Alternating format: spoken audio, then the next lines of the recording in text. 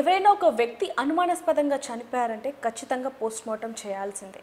ఎలా చనిపోయారు, ఎందుకు చనిపోయారు ఇవన్నీ కూడా తెలుసుకుంటాం. కానీ అంటే మాంసం లేకుండా కేవలం ఎముకలు మాత్రమే దొరుకుతాయి, ఎలా కనుక్కోగలం? దానికోసమే ఫారెన్సిక్ ల్యాబ్ అనేది ఉంది. ఫారెన్సిక్ డిపార్ట్మెంట్ వాళ్ళు ఖచ్చితంగా ఏవైతే ఆధారాలు సేకరిస్తారో అవన్నీ కూడా కేసు ముందుకు వెళ్ళడానికి సహాయపడతాయని చెప్పొచ్చు.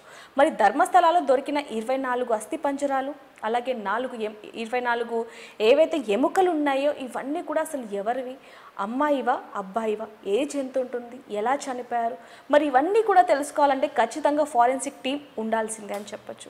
మరి వీటన్నిటికీ సంబంధించి ఎన్నో ప్రశ్నలకు, ఎన్నో అనుమానాలకి సంబంధించి ఇప్పుడు మనతో పాటు మాట్లాడడానికి ఫారెన్సిక్ డిపార్ట్మెంట్ నుంచి doctor M Narayana Reddy sir మనతో పాటు ఉన్నారు. వారితో మాట్లాడతాం. నమస్తే సార్. నమస్తే సార్. మనం నిన్న కూడా మాట్లాడుకోవడం జరిగింది. అంటే బాడీలో ఏ ఎముక దొరికితే మనం అది ఎవరు, అంటే ఎంత వయసు కలుగుతుంది, అమ్మాయి అంటే మహిళలదా పురుషుడిదా అనేది ఎలా కనుక్కోగలమంటారు? ముందు ఎముకలను చూసిన తర్వాత అది అస్థిపంజరంగా ఉంటే పూర్తిగా మానవునిదే అని తెలుస్తుంది. అలా కాకుండా విడి ఎముకలు ఉంటే అవి మొదట చూడాల్సింది ఇవి ఒక జంతువుకు సంబంధించినవా మనిషికి సంబంధించినవా అనేది. తర్వాత చాలా ఎముకలు ఒక చోటగానే ఉంటే వాటి ఆకారాన్ని బట్టి వాటి సైజులను బట్టి వేరు చేయాలి. అంటే ఒక్కొక్కటి ఒక మనిషికి ఉండొచ్చు అనేసి దాన్ని బట్టి ఇది ఇంత కూడా చేస్తారు. తర్వాత ఆ ఎముకల్లో ఒకరివా ఎక్కువ మందివా అని తెలుసుకోవాలంటే ఫర్ ఎగ్జాంపుల్ మనకు ఆర్మ్ బోన్ అంటాం, అది పై చేయిది, ఇవైతే ఒక వ్యక్తికి 2 ఉంటాయి. 3 ఉండదంటే ఇంకొక వ్యక్తికి ఉండదు. ఇది ఎడమ వైపా కుడివైపుదే 2 ఉండదు అనుకోండి, అవి 2 సపరేట్ వ్యక్తులు అని ఇలా చూసుకుంటూ పోతారు. మొత్తం ఎముకలన్నీ కూడా ఒక మానవ ఆకారంలో మనకు దొరికినవి. ఇవి ఒకే ఇక్కడ ఏదైతే ఉందో సేమ్ ఇలా కానీ ఉంటే మనకు ప్రాబ్లం లేదు. విడివిడిగా ఉంటే ఏం చేయాలన్నప్పుడు ఏ ఎముకలు చూసిన తర్వాత వీటి ఆకారాన్ని బట్టి, తర్వాత వీటి అలైన్మెంట్ని బట్టి అది ఆ వ్యక్తికి సంబంధించిందా కాదా అని కొద్దిగా అందాజుగా వస్తుంది. ఆ ఎముకలన్నింటినీ అలా చేసిన తర్వాత ఫర్ ఎగ్జాంపుల్ ఇది కుడిపక్క బోను, ఇవే కానీ 2 ఉన్నాయనుకోండి ఒక చోట, అవి 2 సపరేట్ వ్యక్తులకు. సో ఒకటి కుడి పక్కది, ఒకటి ఎడమ పక్కది, 2 కూడా ఒకే రకంగా ఉంటాయి ఇంచుమించు ఒక వ్యక్తికి సంబంధించినవి. అట్లా ఒక్కొక్క వ్యక్తికి సంబంధించిన ఎముకలను సపరేట్ చేస్తారు. చేసిన తర్వాత వాటన్నిటిని ఈ మానవాకారంలో ఎలా స్కెలిటన్ అవుతుంటుందో అదే దీంట్లో ఒకదానికోటి జాయింట్ చేసి పెడతారు. పెట్టిన తర్వాత ఒక టేబుల్ మీద పెట్టి ఇక్కడ ఒక చోట మనిషిని అది ఒక అట్ట మూవ్ అయ్యేది ఉంటుంది ప్లేట్, దానికి అది మొత్తం ఆనించి పెట్టి ఇంకో పక్కన మూవబుల్ ఇది ఉంటుంది చెక్క, దాన్ని తీసుకొని వచ్చి ఇట్లా దీనికి ఆనించి ఈ రెండిటికి మధ్య కొలత స్కేల్తో తీస్తారు. తీసిన తర్వాత దాన్ని లెంగ్త్ బట్టి ఆ మనిషి హైట్ ఎంత ఉంటుంది ఇంచుమించుగా, ఈ హైట్లో కూడా మనకేంటంటే ఇక్కడ వెన్నుపాము ఉంది కదా వెనకాల, వీటిలో కార్టిలేజెస్ అని ఉంటాయి. ఆ వెన్నెముక్కు మధ్యలో ఆ కార్టిలేజెస్ కూడా తొందరగా కుళ్ళిపోయి డిజప్పేర్ అవుతాయి, ఓన్లీ ఎముకలు మాత్రమే మిగులుతాయి. వాటికి ఇంకా ఈ పాదాల దగ్గర ఉండే ఫ్లెష్కు, తర్వాత పుర్రి పైన స్కాల్ప్ అంటే స్కిన్ అనుకోండి, అది చాలా దళసరంగా ఉంటుంది, 5 లేయర్లు ఉంటాయి, అది ప్రొటెక్షన్ ఇవ్వడానికి. దానికి కలిపి సుమారు 1.5 నుంచి 2 ఇంచుల అంటే 1 to 2 ఇంచెస్ అంటాం మామూలుగా, 2.5 to 5 సెంటీమీటర్స్ అంత దీనికి ఈ స్కెలిటన్ లెంగ్త్కు యాడ్ చేస్తే ఆ మనిషి బ్రతికున్నప్పటి అతని యొక్క ఎత్తు ఎంత ఉంటాడనేది ఒక అందాజుగా తెలుస్తుంది. తర్వాత పుర్రె ఎముకను బట్టి మనము ఒక వ్యక్తి యొక్క వయస్సును, తర్వాత స్త్రీనా పురుషుడా అనేది కూడా తెలుసుకోవాలంటే ముందు వయసుకి ఏంటంటే ఇక్కడ ఈ పైన స్కల్ క్యాప్ అని చూసినారు కదా, ఇక్కడ ముందు ఒకటి ఫ్రాంటల్ బోన్ అంటారు, పైన 2 అవి పెరైటల్ బోన్స్ అంటారు, ఇటుపక్క అటుపక్క చెవులకు సంబంధించినవి టెంపరల్ బోన్స్ అంటారు, వెనకాల ఒకటి ఆక్సిపిటల్ బోన్ అంటాం. ఇన్ని ఎముకలు సపరేటుగా ఉన్నవి అవన్నీ కలిసి క్రమేపై మనిషి పెరిగే కొద్దీ ఒకటిగా తయారవుతాయి. దాన్ని బట్టి అయ్యేటప్పుడు ఈ మధ్యలో సూచర్లాగా ఏర్పడుతుంది, అంటే కుట్టినట్టు ఉంటుంది. ఇప్పుడు దర్జీ వాళ్ళు ఎట్లయితే మిషన్ కుట్టేస్తున్నప్పుడు ఇలా అంటారు, అదే టైప్లో అది డిజపేర్ అయిపోతే పూర్తిగా అప్పుడు ఈ రెండు కలిసిపోయినట్టు. ఈ మధ్యలో అది యునైట్ అయ్యేదాన్ని బట్టి దాని వయసు నిర్ధారించవచ్చు ఇంచుమించుగా. అట్లనే సెక్స్ కూడా తెలుసుకోవాలనుకుంటే ఇక్కడ ఆడవాళ్లకు ఇది స్లీప్ ఇట్లా రౌండెడ్గా ఉంటుంది, ఈ ఫోర్ హెడ్. తర్వాత అది పెద్దగా ఉంటుంది ఆడవాళ్ళకు.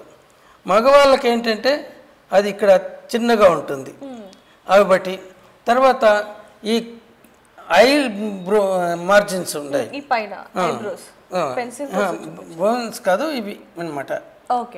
అక్కడ అవి ఉబ్బెత్తుగా ఉంటాయి మగవాళ్ళకు. తర్వాత రౌండెడ్గా కూడా ఉంటాయి. అవి మీడియం టు లార్జ్ అంటారు, అంటే ఆవరేజ్ నుంచి కొద్ది పెద్దగా అనేసి. ఎక్కడ స్త్రీలకు అవి చిన్నగా ఉంటాయి, అంత ఉబ్బెత్తుగా ఉండవు. కానీ ఇక్కడ కూడా ఏమంటాము, స్మాల్ టు మీడియం అంటాం. ఈ మీడియం అనేది కామన్. సో మీడియం కానీ ఉంటే ఆడ మగ అని చెప్పేది అంత ఈజీ కాదు. తర్వాత ఆడవాళ్ళలో ఈ ఐ మార్జిన్స్ రౌండ్గా ఉంటాయి, పెద్దగా ఉంటాయి. మగవాళ్ళలో స్క్వేర్ షేప్లో ఉంటాయి. దాన్ని బట్టి కూడా చెప్తాను. కానీ అంత క్లియర్గా ప్రతి ఎముకలోనే కనపడుతుందంటే అది కూడా డౌటే, కనపడదు. తర్వాత ఇక్కడ ఈ దవడ ఎముక పైకి ఇటపోతుంది కదా, అది మగవాళ్ళలో స్ట్రైట్గా ఇటపోతుంది, ఆడవాళ్ళలో కొద్దిగా ఉంటుంది. తర్వాత ఈ చిన్ సెంటర్లో ఆడవాళ్ళలో ఏమో రౌండ్గా ఉంటుంది, మగవాళ్ళలో ఏమో స్క్వేర్ షేప్డ్ ఉంటుంది ఇన్ జనరల్. కానీ అది మళ్ళీ వేరియేషన్స్ ఉంటాయి. ఇవన్నీ చెప్పడానికి బాగుంటాయి, కానీ ఇండివిజువల్గా మనం ప్రాబ్లమ్స్ ఫేస్ చేసినప్పుడు కొద్దిమంది ఆడవాళ్ళలో ఇది కూడా ఇట్లా మగవాళ్ళలాగానే ఉంటుంది చిన్న. సరే, చాలా అంటే క్వశ్చన్ మార్క్గా ఉంటుంది కదా ఉంటుంది. అందుకే ఏది కానీ డెఫినెట్గా మేము చెప్పలేము అని చెప్పడానికి. తర్వాత ఈ బ్రెస్ట్ బోన్, ఈ బర్రె ఎముకలకు మధ్యలో ఉండేది, ఇది ఆడవాళ్ళలో వెడల్పుగాను కాస్త హైట్ తక్కువ ఉంటుంది. మగవాళ్ళలో ఇది సన్నగా పొడవుగా ఉంటుంది. ఆడవాళ్ళలో ఎందుకు ఇది ఉంటుందంటే మగవాళ్ళలో ఈ చెస్ట్ అబ్డామినల్ క్యావిటీస్ ఇంచుమించు ఒకటిగానే ఉంటాయి. ఆడవాళ్ళలో చెస్ట్ క్యావిటీ హైటు తక్కువగా ఉండి అబ్డామినల్ క్యావిటీ ఎక్కువ ఉంటుంది. ఎందుకంటే రేపు పొద్దున్నే భవిష్యత్తులో వాళ్ళు గర్భం దాల్చినప్పుడు ఆ పిండం పెరిగేటప్పటికి దగ్గర 3 కేజీల వరకు వస్తుంది. సో అదంతా పైకి లేయాలంటే ఇక్కడ స్పేస్ ఉండాలి పొట్టలో. మగవాళ్ళకు అవసరం లేదు. అందువల్ల మగవాళ్ళకు నడుము సపరేట్గా ఉండదు జనరల్, అది ఒకే ట్యూబ్ లాగా ఉంటుంది. ఆడవాళ్ళలో నడుము ఎక్కడుండేది వేస్ట్, అది తెలిసిపోతుంది. ఎందుకంటే పొడవుగా ఇది పెద్దగా ఉండటం వల్ల అది.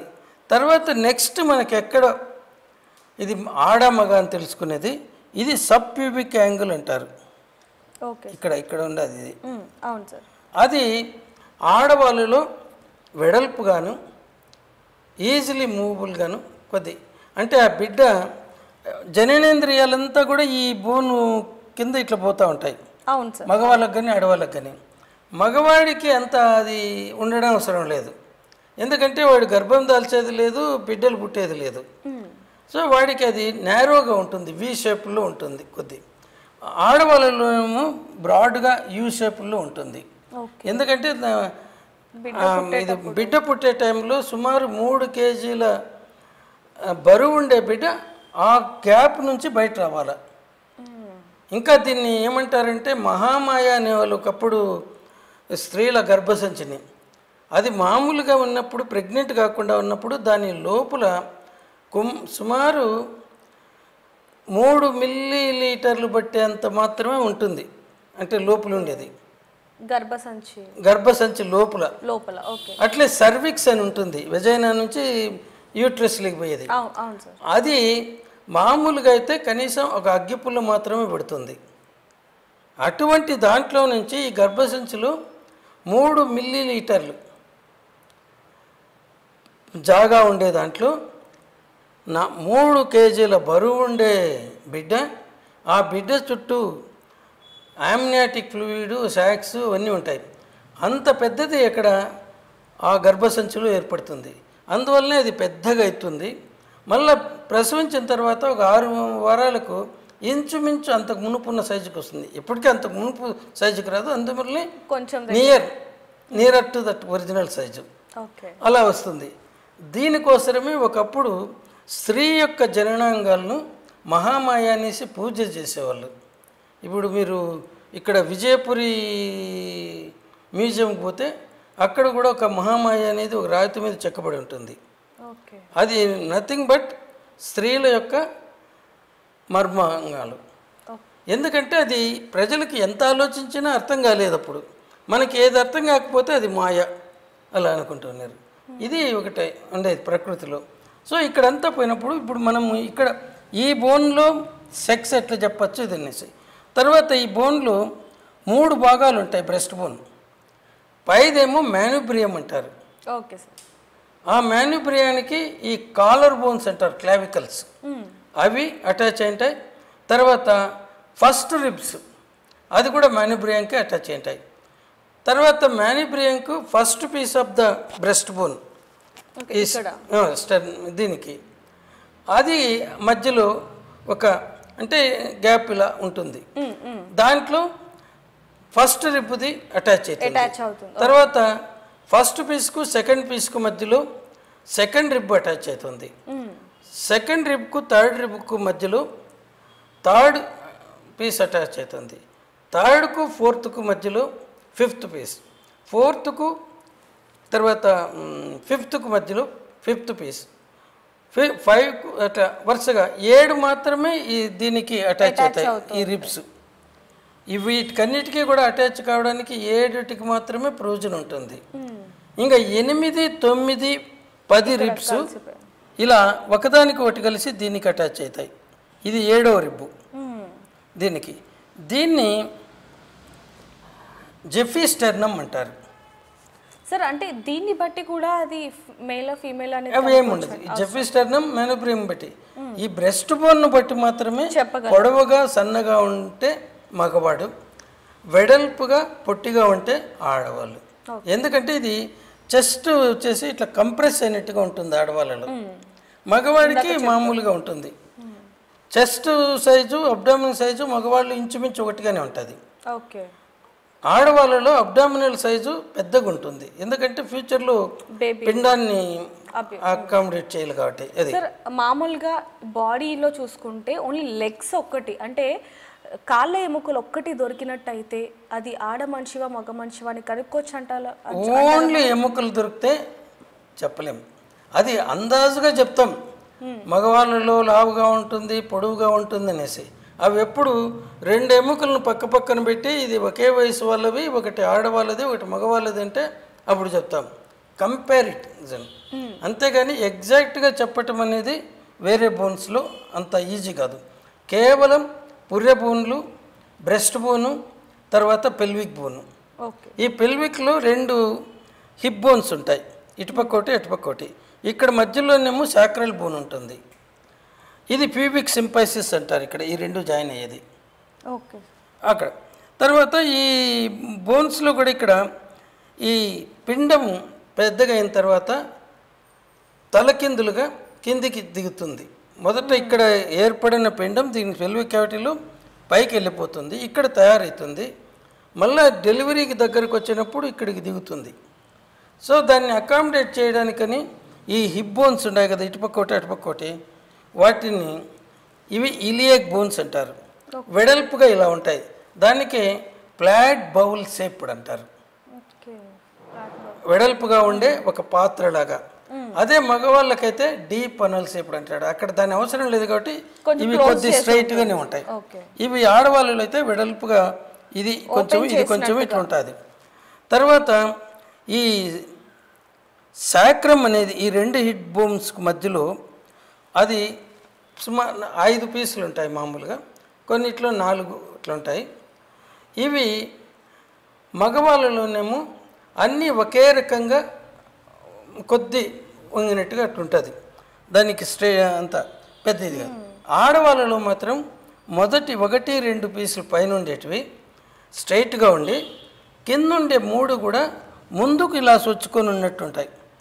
ఎందుకంటే అవి ఇలా ముందుకు ఇట్లా పోయి ఏటువాలుగా వస్తే ఆ బిడ్డ ఇక్కడికి వచ్చి తల తగిలినప్పుడు సరే ఆ తలను ఈ సబ్ ప్యూబిక్ యాంగిల్ ఉన్నాం కదా దాని వైపు మళ్ళించడానికి, ఆ బిడ్డ పుట్టడానికి, దానివల్ల శరీర నిర్మాణంలోని ఇవన్నీ కూడా ఉంటాయి.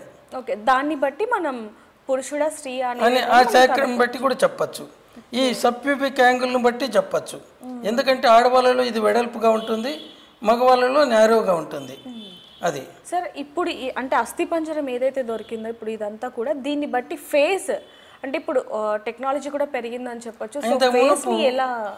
ఇంతకు మునుపు ఏంటంటే అస్థిపంజరం దొరికి ఆ వ్యక్తి యొక్క జీవించి ఉన్నప్పుడు తీసుకున్న ఫోటో కనిపిస్తే దాని నుంచి నెగటివ్ చేసి దీనికి దాన్ని ఈ బొమ్మను దానికి ఇదే సైజుకు దాన్ని డెవలప్ చేసి ఒకదాని మీద ఒకటి సూపర్ ఇంపోజ్ చేసి ఇంకొక బొమ్మ తీస్తారు.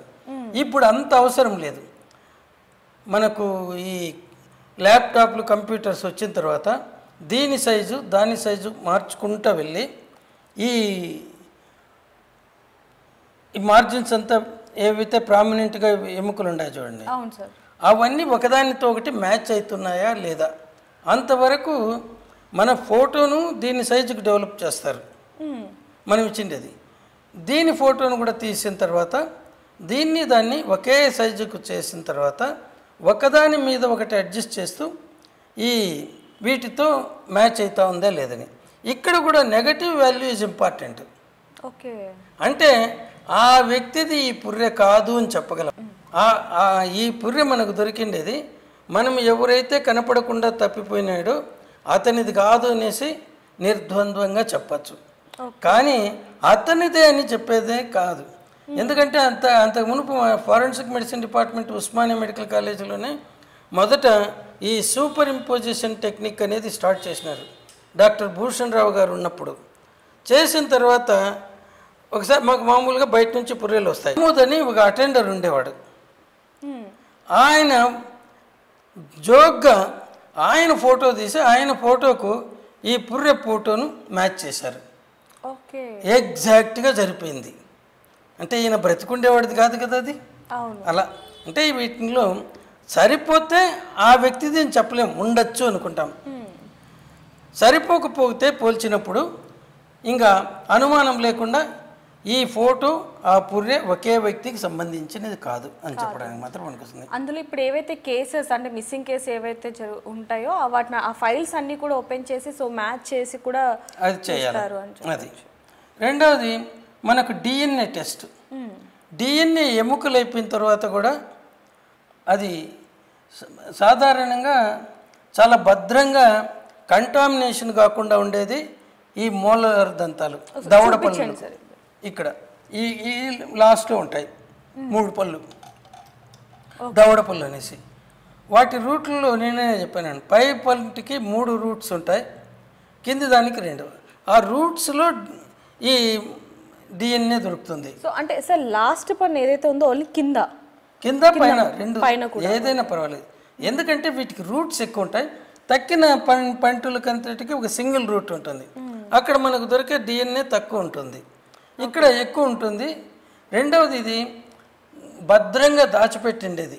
సో ఇది లోపలికి ఉంటుంది కాబట్టి అదే కాదు, టూత్ లోపల పంటి లోపల ఉంటుంది, దాని మీద ఎనామిల్ ఇవన్నీ ఉన్నాయి. అది జాగ్రత్తగా ఉంటుంది కంటామినేషన్ కాకుండా.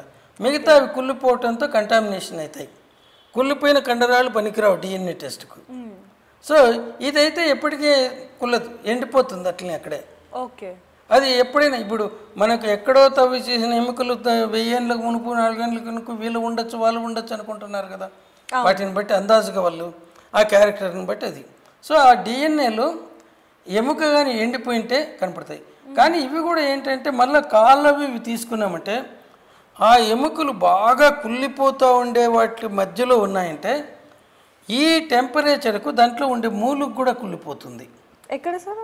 ఈ బోన్స్, ప్రతి బోన్స్లోనే. ఓకే. మనము నాన్ వెజిటేరియన్ తినే వాళ్ళకు ఎముక ఇట గట్టి లాక్కొని తింటాం కదా, అవును సార్. దాంట్లో ఈ జీవ కణాలు ఉంటాయి. అంటే దాని లోపల న్యూక్లియస్ ఉండేటివి. ఆ న్యూక్లియస్ లోపల క్రోమోజోమ్స్ ఉంటాయి.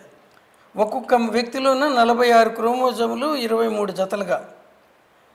ఆడవాళ్ళలో అయితే 23వ జత XX అని, మగవాళ్ళలో XY అని ఉంటుంది. ఈ క్రోమోజోముల్లో ఉండే డిఎన్ఏనంతా ఒక్క న్యూక్లియస్లో ఉండేది తీసి స్ట్రెచ్ చేసి పెడితే 5 మీటర్ల పొడవు ఉంటుందని బుక్లో రాశారు. అంటే వాళ్ళు కొలిసారో లేదో వాళ్ళు రాసింది మేము అంతే రిపీట్ చేస్తాం చిలుక పలుకుల్లాగా. సో ఇక్కడ ఉంటుంది. ఆ క్రోమోజోముల్లో ఉండేటటువంటి డిఎన్ఏని మ్యాచ్ చేస్తాం, క్రోమోజోములు కాదు. సో ఇవి ప్రతి జీవకణంలోన న్యూక్లియస్లో ఉంటాయి. ఎర్ర రక్త కణాల్లో ఉండవు, తెల్ల రక్త కణాల్లో ఉంటుంది. సో వీటిని బట్టి మనం డిఎన్ఏ టెస్ట్ చేస్తాం.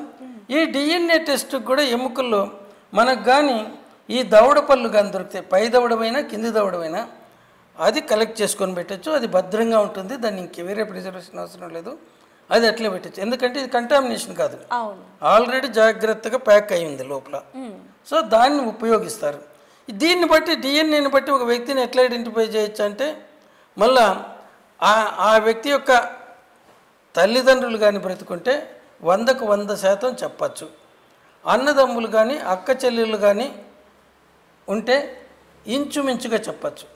ఎందుకు ఇంచుమించు అంటున్నాను? తల్లిదండ్రులు అయితే అతనిలో ఉన్న డిఎన్ఏ సగం డిఎన్ఏ తల్లి నుంచి వస్తుంది, సగం డిఎన్ఏ ఈ తండ్రి నుంచి వస్తుంది. కానీ ఏ డిఎన్ఏ ఎట్లొచ్చిందని చెప్పలేము. కాబట్టి వీళ్ళలో కాంబినేషన్స్ డిఫరెంట్గా ఉంటాయి. కాబట్టి ఇది ఇప్పుడు మనం స్పెర్మటోజోవాలో ఒక్కొక్కసారి ఒక ఎమిషన్లో 3 నుంచి 5 మిల్లీలీటర్ల సెమెన్ వస్తుంది. దాంట్లో కొన్ని మిలియన్ స్పెర్మటోజోవా ఉంటుంది. ఏ 2 స్పెర్మటోజోవాలోన ఒకే డిఎన్ఏ ఉండదు. స్పెర్మటోజోవాలో ఓన్లీ మన శరీరంలో ఉండే కణాల్లో ఉండేటువంటి వాటిలో 50% మాత్రమే ఉంటుంది. ఇంతకుముందు మీకు చెప్పినాను 23 జతలు ఉంటాయంటే ఇక్కడ 23 మాత్రమే ఉంటాయి, అంటే 46 లేకుండా. అట్లా వీటిలోకి కూడా వచ్చిన డిఎన్ఏ ఏ రెండిట్లో ఉండేది ఒకటేగా ఉండదు. అందువల్ల తన సొంత అన్నదమ్ములతో కానీ అక్క చెల్లెలతో కానీ కంపేర్ చేస్తే ఇంచుమించు అతను ఉండొచ్చు అని చెప్పచ్చు, కానీ కరెక్ట్ చెప్పండి. అదే తల్లిదండ్రులతో చెప్తే ఏ కాంబినేషన్ అయినా సగం డిఎన్ఏ తండ్రితో పోల్చబడుతుంది, సగం డిఎన్ఏ తల్లితో టాలీ అవుతుంది. 100కు 100% చెప్పచ్చు. సరే, ఇప్పుడు ఏవైతే లోపల దవడపళ్ళు ఏవైతే ఉంటే వాటి త్రూ మనం ఇప్పుడు డిఎన్ఏ టెస్ట్ అనేది మనకి ఈజీ అవుతుంది. అయితే వీటిలో నేను ఎందుకు చెప్తున్నానంటే, ఆ ప్రాంతంలో తడిగా ఉన్నది అనుకోండి, పొడి నీళ్ళలో పెట్టినట్టు ప్రాబ్లం లేదు, అవి కుళ్ళుతాయి. కుళ్ళేటప్పుడు ఏమవుతుంది? ఉష్ణం పుడుతుంది. దాంట్లో లోపలుండే ఈ మూలుకు కూడా బోన్ మ్యారో అనేది అది కూడా కుళ్ళిపోతుంది. ఈ డిఎన్ఏ అనేది కూడా కుళ్ళుతుంది. ఒకసారి కుళ్ళిపోతే ఇంకా దాన్ని ఏం చేయలేదు సార్. అంటే మామూలుగా అదే ఎముక ఎండిపోయి అంటే 100 సంవత్సరాల తర్వాత కూడా చూడొచ్చు సార్. మామూలుగా ఏదైతే ఇప్పుడు ఈ అస్థిపంజరం ఉందో, ఈ అస్థిపంజరం ఎక్కడ గాయాలయ్యేవి అంటే ఏ విధంగా చనిపోయారని, ఆ ఫ్లెష్ అనేది ఆల్రెడీ భూమిలో కలిసిపోతుంది కాబట్టి ఓకే. ఒకవేళ ఎలా చనిపోయారంటే మనం ఏమైనా చెప్పగలమా? అంటే అప్పుడు ఎముకలకు దెబ్బలు గాయాలుంటే వాటిలో కానీ ఆ విరిగిన చోట ఇక్కడ అది బ్లాకిష్గా ఉంటే, అంటే ఇప్పుడు ఇక్కడ ఇరిగింది అనుకుందాం, ఇప్పుడు ఇక్కడ విరిగింది అనుకోండి రెండుగా, ఈ ఎండ్స్ కానీ చూస్తే అది బ్లాకిష్గా ఉంటే చనిపోక ముందు జరిగింది అనొచ్చు. బ్లాక్గా ఎందుకు మారుతుందంటే రక్తం కొద్దిసేపు అయితే మనకు టైం గడిచే కొద్దీ అది బ్లాక్గా మారుతుంది. మొదట ఎరుపు రంగులో ఉంటుంది, అది కడిగేయచ్చు. బ్లాక్గా మారిన తర్వాత మన బట్టలకు అంటుకుంటే కూడా కాదు. ఇప్పుడు మార్చరీలో మేము పనిచేసేటప్పుడు శవ పరీక్షలు ఇక్కడ కానీ రక్తపు మరకలు పెడితే మార్చరీ అటెండర్ చెప్తారు, నీళ్ళతో ఇమీడియట్గా ఇప్పుడే కడిగేయండి సార్ అనేసి. అప్పుడే కడిగితే మళ్ళీ ఏం మరక ఉండకుండా పోతుంది.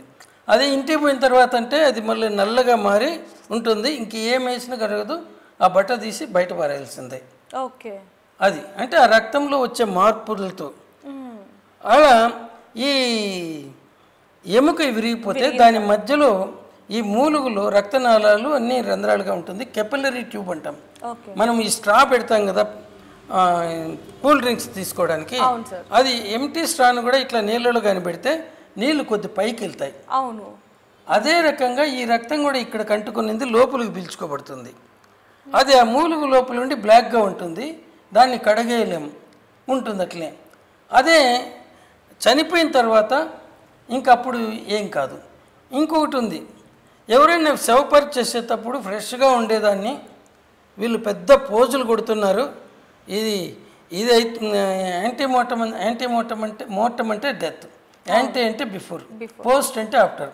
అది ఎట్లా చెప్తానో చూస్తాం ఈ ఫారెన్సిక్ మెడిసిన్ వాళ్ళకని చెప్పి ఆ ఎముకను ఇలా తుంచి అక్కడ శవపరీక్ష చేస్తూ ఉన్నప్పుడు వచ్చిన బ్లడ్లో కానీ ఇట్లా తుంచి పెడితే మా దగ్గరకు వస్తే మేము ఘంటాపథంగా ఆ చనిపోక మునుపు జరిగిందంటాం. ఓకే. ఎందుకంటే అప్పటికి ఫ్లూయిడ్ బ్లడ్లో ఇది పెట్టాడు కాబట్టి అప్పటికప్పుడే. సో ఇవి ప్రాబ్లమ్స్ వస్తాయి. కానీ ఇట్లా బయట వచ్చేసిన ఎముకలకు అవి కానీ విరిగితే వాటికి ఇక్కడ నల్లగా ఉండదు. ఓకే. ఆ ఎండ్స్ని బట్టే మేము చెప్పేది. సార్ ఇప్పుడు మనం నిన్న కూడా ఇది మాట్లాడుకోవడం జరిగింది, అంటే అత్యాచారం జరిగిందనడానికి మాత్రం మనం స్పర్మ్ లోపల ఉంటేనే మనం చెప్పగలం, అది కూడా 42 గంటల నుంచి 72 గంటల వరకు అనేది నిన్న మాట్లాడుకోవడం జరిగింది. అయితే మామూలుగా బాడీలో ఎలాంటి చేంజెస్ ఉంటాయంటారు అంటే కనుక్కోవడానికి? అత్యాచారంలో ఏమి చేంజెస్ కనపడవమ్మా. ఓకే. ఎక్కడన్నా గాయాలు అంటే వాళ్ళు ఒకరినొకరు పెనుగులాడుకునేటప్పుడు ఆ గాయాలు చూస్తాం.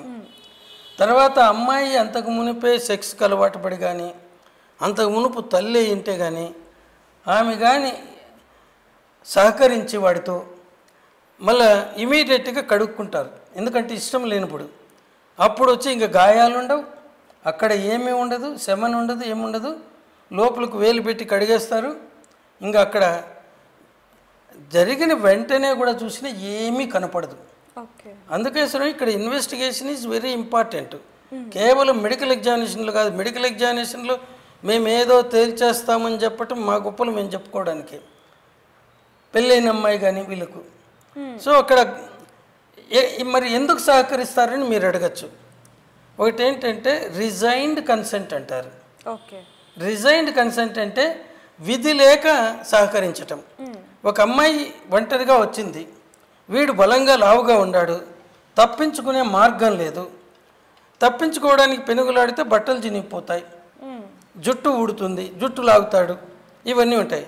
అప్పుడు తెలివైన అమ్మాయికి ఇచ్చే సలహా ఏంటంటే అటువంటి పరిస్థితుల్లో నువ్వు పెనుగులాడకు, వాడితో కోఆపరేట్ చేసి అది తొందరగా అయిపోయేదానికి చూడంటారు. మళ్ళీ వెంటనే తనకి ఇష్టం లేకుండా జరిగిండేది కదా, కడుక్కుంటుంది. మనకి ఏదన్నా మరక ముట్టుకుంటే ఇమీడియట్గా సోప్ వేసి కడుక్కుంటాం. అలా కడుక్కున్నప్పుడు ఏముంటాయి చెప్పండి మీరు? ఏంగానే ఉండవు. అదే వాళ్ళలో పెనుగులాట జరిగింటే మనకు గాయాలు కానీ బట్టలు జరగటం కానీ ఇంకోటి ఆధారం దొరుకుతుంది. సో ఇటువంటి వాటిని రిజైన్డ్ కన్సెంట్ అంటారు. అంటే ఇంకా విధిలే, తప్పించుకునే మార్గం లేదు. సార్ మామూలుగా హ్యాంగింగ్ చేసుకుంటూ ఉంటారు, అంటే ఉరి వేసుకుంటూ ఉంటారు చాలామంది కూడా. అయితే అప్పుడు ఉరి వేసుకున్నప్పుడు ఈ బోన్ని చూసి గనక అది చెప్పచ్చా సార్? ఈ బోన్లో దొరకదు. ఓకే. అది ఆయన మామూలుగా శవం పూర్తిగా ఉన్నప్పుడు ఆ వ్యక్తి యొక్క వయసు సుమారు 40 ఏళ్ళకు పైబడి ఉంటే ఆ హయాయిడ్ బోన్ అనేది విరగడానికి అవకాశం ఉంటుంది. అంతవరకు ఇది కొద్ది ఇట్లా బెండ్ అవుతుంది. ఈ గాలి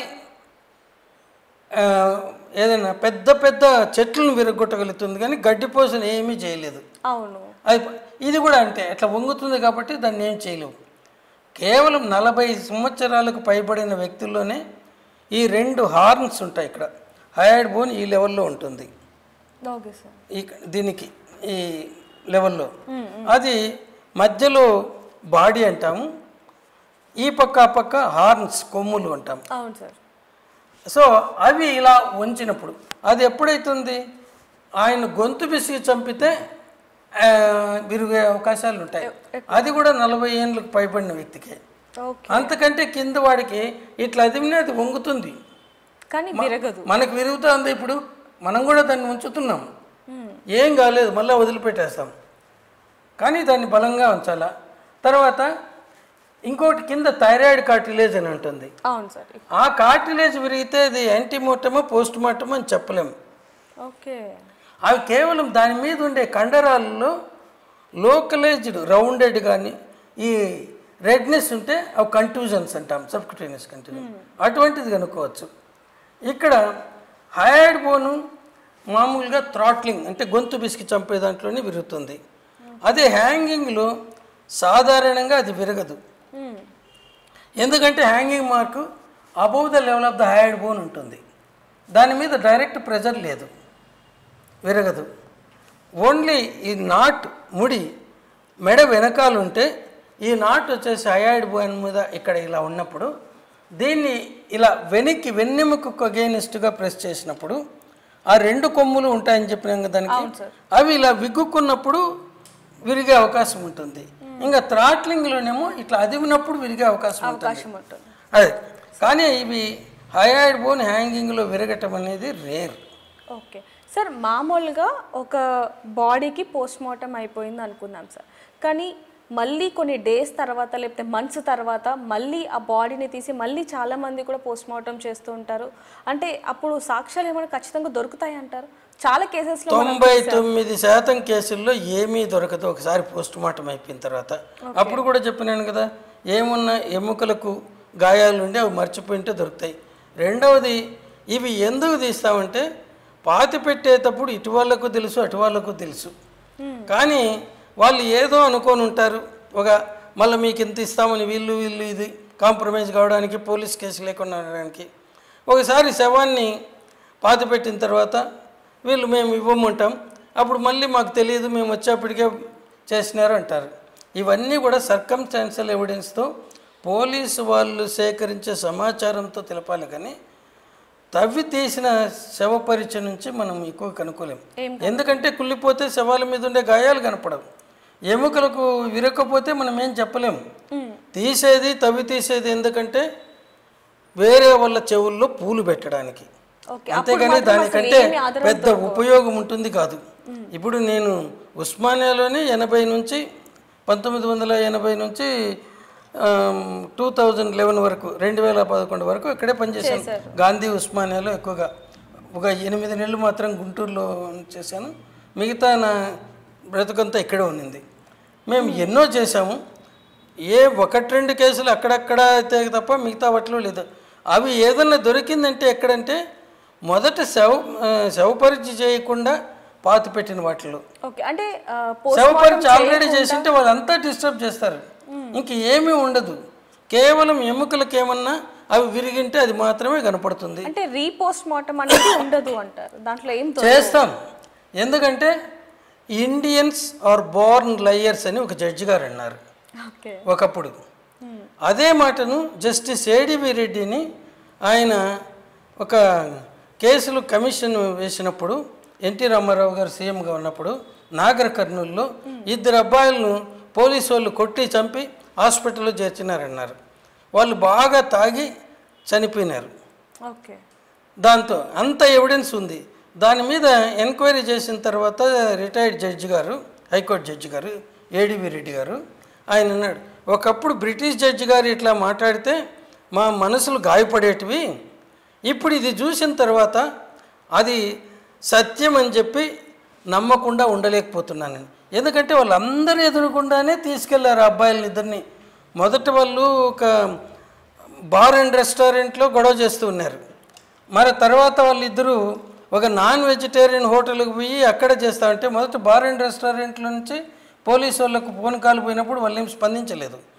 రెండోసారి నాన్ వెజిటేరియన్ హోటల్లో అక్కడ గొడవ చేస్తున్నారు వీళ్ళిద్దరు అని కంప్లైంట్ ఇచ్చినప్పుడు ఇదేదో పెద్దది చేస్తున్నారు అని చెప్పి పోలీసులు జీప్ తీసుకొని వచ్చినారు. పోలీసు వాళ్ళు వచ్చేప్పటికీ వీళ్ళు రోడ్డు మీద ట్రాఫిక్ ఆపేసి డ్యాన్స్ చేస్తున్నారు పబ్లిక్ అంతా చూస్తే. అప్పుడు వాళ్ళని తీసుకెళ్ళి డైరెక్ట్గా హాస్పిటల్లో జాయిన్ చేశారు. అండర్ ట్రీట్మెంట్లో ఒకడు చనిపోయాడు, ఇంకొకడు బ్రతుకున్నాడు. మరుసటి రోజు 6 గంటలకంతా చనిపోయిన వాడి బంధువులు వచ్చి మాకు శవాన్ని ఇవ్వాలంటే అప్పుడున్న డాక్టర్ గారు రఘురాములని, ఆయన తర్వాత మెడిసిన్ చేసి మెడిసిన్ ప్రొఫెసర్గా రిటైర్ అయినాడు, సూపరింటెండెంట్గా కూడా పనిచేశాడు. ఆయన ఇది పోలీసు వాళ్ళు తెచ్చినారు కాబట్టి వాళ్ళని అడిగి తీసుకొని ఉంటే వాళ్ళు 9 వచ్చి శవ పరీక్షకు రిక్విజిషన్ ఇచ్చారు. పోలీసు వాళ్ళు ఎక్కడన్నా ఎటువంటి వాళ్ళకు వస్తారు అంతగా? చనిపోయిన వెంటనే మళ్ళీ అది శవ పరీక్ష చేసి ఇచ్చి వాళ్ళు ఫోటోలు తీస్తూ ఉంటే ఈయన మళ్ళీ ట్యూబెక్టమీ ఆపరేషన్స్ చేయడానికి పోయినాడు. అప్పుడు మొత్తం ఎంప్లాయీస్ అంతా స్ట్రైక్లో ఉన్నారు, ఎవరు లేరు. ఆ రోజు 12 ట్యూబెక్టమీ ఆపరేషన్స్ చేసినారు ఫ్యామిలీ ప్లానింగ్వి. ఓకే. ఆయన ముందు ఇంటికి పోయి స్నానం చేసేసి వచ్చి ఇంకా ఆపరేషన్ థియేటర్లోకి పోతూ ఉన్నప్పుడు దాన్ని అంటే దాని మీద ఏవో గాయాలు ఉన్నాయి, అందువలన వీళ్ళు బట్టలు తీయవద్దు అనేది ఏ రాజకీయ నాయకులు చేశాడంటే ఆయన జ్యుడిషియల్ ఎంక్వైరీ కమిషన్ రిపోర్ట్లు నీట్గా రాసినారు. వాళ్ళు అప్పుడున్న అధికార పార్టీ తెలుగుదేశానికి సంబంధించిన వాళ్ళు, మెయిన్ అపోజిషన్ కాంగ్రెస్ పార్టీకి సంబంధించిన వాళ్ళు, బీజేపీకి సంబంధించిన వాళ్ళు, 2 ఉభయ కమ్యూనిస్ట్ పార్టీలకు సంబంధించిన వాళ్ళు అనేసి ఇంక ఇమీడియట్గా అక్కడి నుంచి ఆ శవ పరీక్ష అయిపోయిన శవాన్ని మళ్ళీ ఉస్మానియాకి పంపించారు. ఇక్కడ 3 డాక్టర్లు కలిసి చేశారు, ఒక ప్రొఫెసరు 2 ట్యూటర్స్. అంత చేసిన దాంట్లో ఇంతమంది ఎదురుగుండా ఉండేదాన్ని పోలీసు వాళ్ళు కొట్టి చంపేసినారంటే ఏమన్నా దాని మీద ఎలా? అందువల్ల మనకు ఎప్పుడు కానీ ఈ ఆరోపణలన్నీ అసత్యాలే వస్తాయి. ఓకే సార్, మామూలుగా పోస్ట్ మార్టం అనేది ఎంతమంది డాక్టర్స్ చేస్తారు? మామూలుగా అయితే రూల్ ప్రకారం 2 ఉండాలి. ఓకే. ఒకరు కట్ చేయాలా, ఇంకొకరు అక్కడ ఆయన చూసింది ఈయన చెప్తూ ఉంటే రాసుకోవాలా. కానీ ఇప్పుడు ఒకరే పోతారు. ఓకే. ఆ ఒక్కరు కూడా శవాన్ని ముట్టరు. మార్చురీ అటెండర్స్ ఉంటారు, వాళ్ళు కూడా అన్ట్రైన్డ్. వాళ్ళు వీళ్ళు చెప్పినట్టు కట్ చేస్తూ ఉంటే అది చూసుకొని వీళ్ళు రిపోర్ట్ రాసుకుంటారు. ఓకే సార్, మామూలుగా పోస్ట్ మార్టం రిపోర్ట్ అనేది ఎన్ని డేస్లో ఇవ్వాలి అంటారు? అంటే మామూలుగా కొన్ని ఒరిజినల్ రూల్స్ అయితే ఇమీడియట్గా as early as possible. Number of cases ఒకటే ఉందనుకోండి, అది రాయడానికి ఒక 15 నిమిషాలు పడుతుంది. అయిపోయిన వెంటనే రాసేసి పోలీసు వాళ్ళకి ఇవ్వండి అంటారు. కానీ ఇప్పుడుండే ఈ ఆరోపణలు అబద్ధాలు వస్తే రేపటికి ఈ కేసు గురించి ఏమన్నా పేపర్లో వస్తుందేమో, తొందర ఎందుకు అనేసి చాలామంది డాక్టర్లు 2-3 రోజులు ఆపుతారు. ఎందుకంటే ఇంకేం సమాచారం వస్తుందో అనేసి అన్నిటికీ సమాధానం. సో చూసాం కదా, విన్నాం కదా సార్ మాటలు. అంటే ఫారెన్సిక్ డిపార్ట్మెంట్ వాళ్ళు ఏ విధంగా క్షవ పరీక్ష చేస్తారు, ముఖ్యంగా బాడీలో ఏదైనా ఎముక దొరికితే ఏ విధంగా మేలా ఫీమేలా, ఏజ్, ఎలా చనిపోయారు ఏంటనేది కూడా ఏ విధంగా రిపోర్ట్ ఇస్తారనేది కూడా మనం మాట్లాడడం జరిగింది. అయితే ధర్మస్థలాకి సంబంధించి ఎన్నో వందల ప్రశ్నలు ఏవైతే ఉన్నాయో వాటన్నిటికీ కూడా ఎప్పుడు సమాధానం దొరుకుతుంది అనేది కూడా వేచి చూడాల్సిన సమయం అయితే ఉందని చెప్పొచ్చు. ఏదైనప్పటికీ అంటే తొందరలోనే ఆ మిస్టరీ అనేది వీడాలనేది కూడా మనం కోరుకుందాం. మరిన్ని వార్తల కోసం చూస్తూనే ఉండండి బిగ్ టీవీ. కెమెరామెన్ పవన్తో reporter Devika, Hyderabad. For more videos like this, subscribe Big TV channel.